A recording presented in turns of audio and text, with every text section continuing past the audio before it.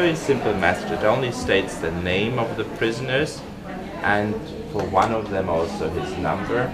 And they say something like, well, I'm here already for so and so many years now, and I hope this message will reach my family at some time.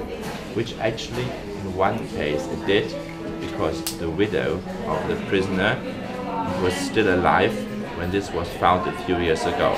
The prisoner had survived, which is not so unusual in Sachenhasen camp, because the second prisoner, his name is Witkowski, which is my mother's maiden name. And it's one of the things that comes to your mind a lot when you hear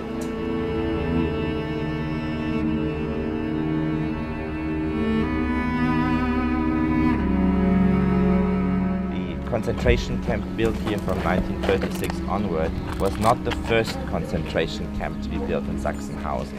There had already been a small concentration camp in the city center using an old derelict brewery building in 1934, which existed only for a very short period of time. In 1933 and 1934, the National Socialists started by taking away as much of the opposition as possible. So the first prisoners were actually communists and social democrats who were not in line with the new regime.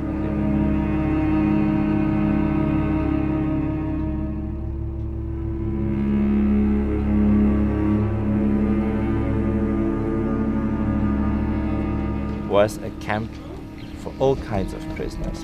So the political opposition, people who were unwanted. Then of course from 1930, and also people who were persecuted for racist reasons, so Jews, Sinti and Roma, which then were called gypsies, homosexuals, especially as Berlin had a very large gay community, so many homosexual men were imprisoned here.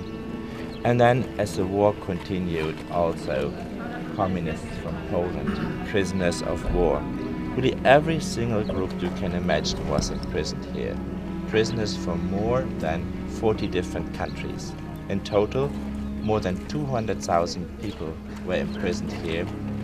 We believe that between 30 and 50,000 were killed or died here. The numbers are not very clear because we are still doing research. Soviet prisoners of war were not even registered, and their exact number is still unknown, something between 13 and 18,000 maybe. Other prisoners were registered. It means also that 75% of the people who came in as prisoners survived this camp. It doesn't mean they survived, but many of them were released, especially when we're talking 37, 38, 39 before the war started. People were here maybe for a couple of months to do hard work, to do labor. Many died, but some were also released. Some were re-imprisoned for the same reason again. Many also were transferred from here to a place like Auschwitz. Auschwitz is a completely different story. Auschwitz is an extermination camp. So in Auschwitz was a camp where people were taken with the intention of exploiting their workforce and killing them. When you came to Auschwitz, you were meant to be killed at the end. This was not the key intention of Sachsenhausen. It was really a camp with many different intentions. But I just want to make sure that there's a big difference between a concentration camp, as we find it here, as we find it outside of Munich or outside of Weimar, and a death camp in the occupied parts of Europe, in what is today Poland.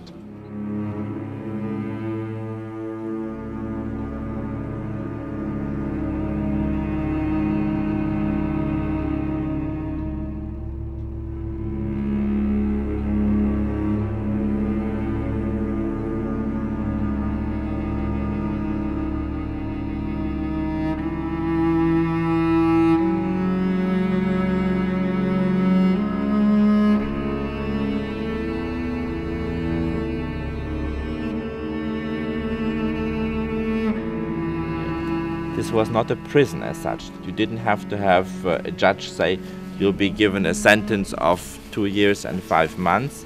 It was an imprisonment without a judge giving a verdict, and you didn't know for how long. If it was for a few weeks or months or years, there was no rule. So if you were released or not, you didn't know that you still had to do another 2 or 3 months, and then that was it. Most people who came here knew that they would be here for a long time, if not ever. But don't look at it, if you look at 1936, with the knowledge we have from 1945 or later. 36, the concentration camp was made, but Auschwitz, for example, really only started to function 6 years later in 1942, so a completely different thing. But we took the wall away. So as you stand here, you have the same view as the guards had from top of Tower A, like a fan.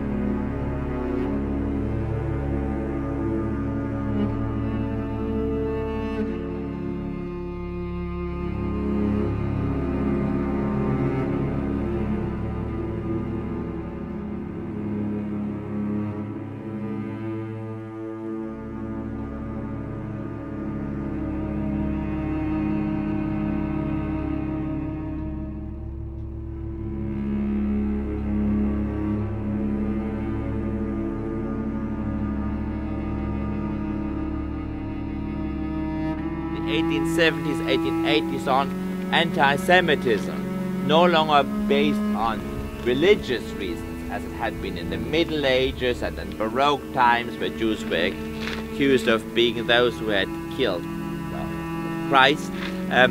From the 1870s, 80s on, in many European countries, also in the United States, there were very anti-Semitic groups, and they started to actually base their racism on ethnic grounds rather than on religious grounds. So the discrimination was on racist grounds.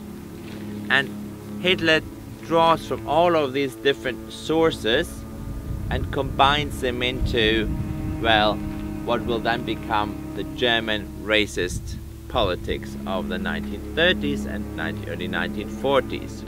The guards did not come in here. There was a prisoners' organization set up by the SS guards, and a lot was self-administration of the prisoners. The guards did not want to do all the dirty daily work. They left that to an internal organization of the prisoners. Prisons had different social ranks. The criminals had the highest social rank.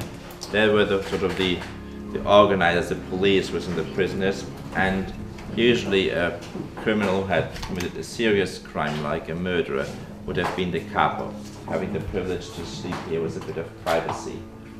And the lowest rank, socially speaking, was in the camp, whereas the Jews. It was not supposed to be, in any which way, even a minimum comfort.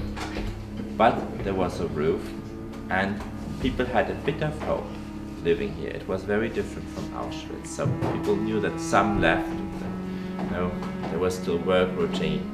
The greatest number of people who died here were not killed, but they died from malnutrition, from illnesses, from fatigue. Also, they froze to death in winter. So their death was accepted. It was nothing that anybody tried to stop. If they died, they died. But there were only smaller numbers of people who were murdered as such. The food was very minimal, a very watery soup twice a day, a very small amount of bread given out by the head of the barrack, by the capo. He would cut the bread into slices and then give everybody his share.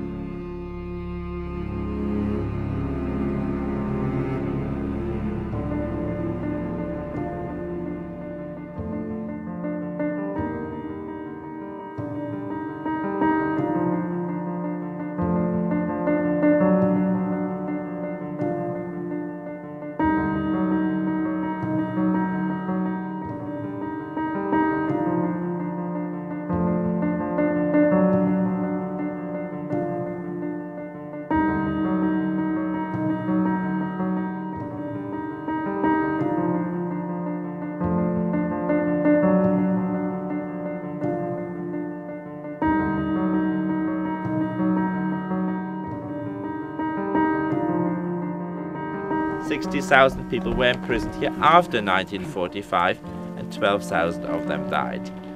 These prisoners, by the way, did not have to work. They were not even allowed to work. They were condemned to perfect boredom every day of their imprisonment here. And then in 1950 this camp was dissolved. Some prisoners were brought to regular prisons in East Germany, others were released.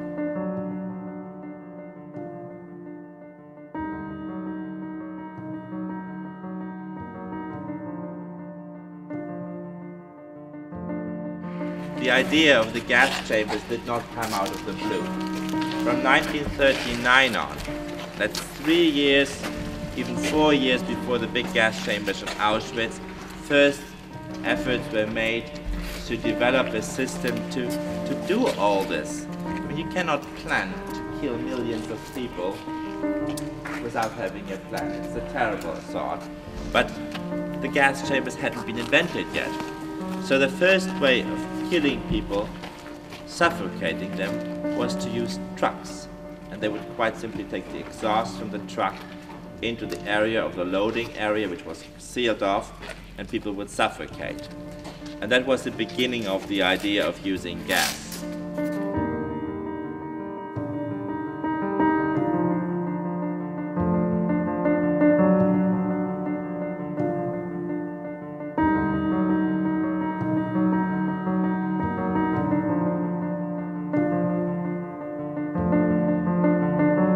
When I was 16 or so, I went with my high school to, not to this site here, but to a similar site near Hanover, to a smaller campsite. So students are taught this in school, but of course we encourage everybody to come here as you have done.